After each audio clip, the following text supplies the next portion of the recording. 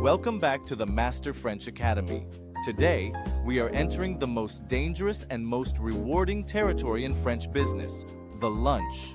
In the United States or the United Kingdom, a business lunch is a transaction. It is about efficiency. You eat a quick salad, you talk about the numbers. In France, if you try to do that, you have already lost.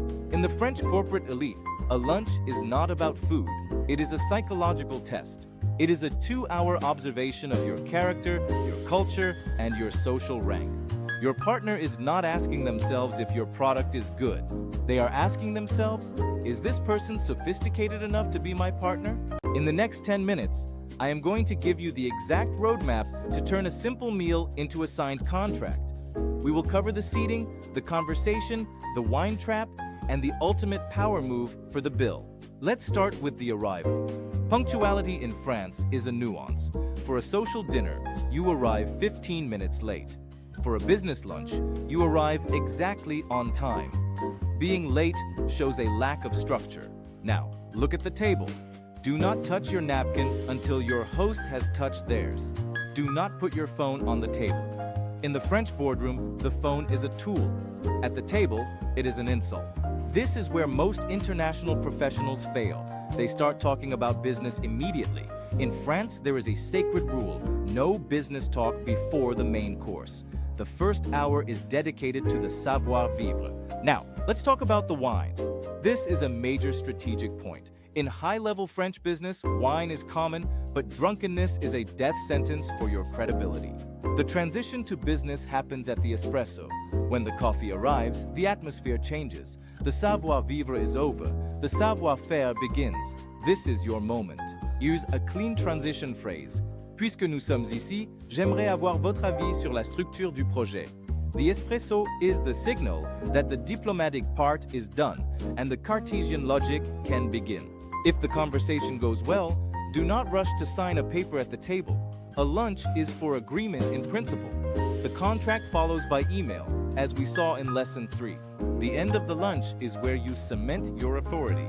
In France, the person who invites pays. There is no splitting the bill.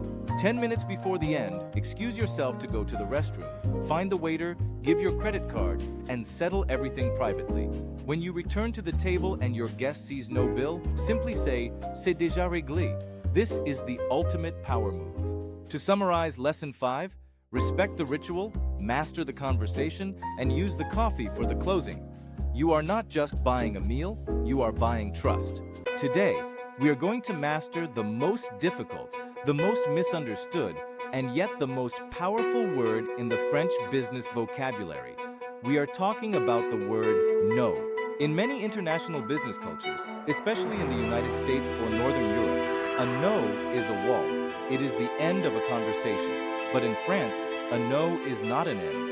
It is a beginning. It is an invitation to a deeper, more logical debate.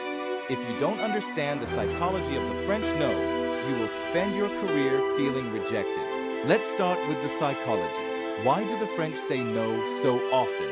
You must understand that in a Cartesian country, intellectual protection is a form of status. If a French executive says yes too easily, they feel they haven't tested your logic enough. By saying no, they are testing your solidity. They want to see if you have the cran, the guts. Now let's look at how you should say no. Instead of a flat non, use the tactical block. The most powerful phrase is, "Cela me semble compliqué en l'état." You aren't being difficult, you are being demanding. But what happens when the no comes from your boss? You cannot tell your N+1 they are wrong in front of the team. Use the private doubt. Wait for a one-on-one. Say, "Je me permets de revenir sur votre idée." You are a loyal advisor, not a rebel. When in a heated disagreement, do not use emotions. Use the validation bridge. Step 1, validate their brain. Step 2, introduce the pivot. Step 3, introduce the new logic. This is the art of French business diplomacy. Finally, avoid the no of the decision maker. Always identify the real décideur early on. Find the logic of the hierarchy, and you will find the path to the yes. To summarize, do not fear the number, embrace the conflict. In our next video, we will cover job interviews and management. Get your copy of Master French Business on Amazon. Subscribe to Own the Room. Merci beaucoup et à la prochaine.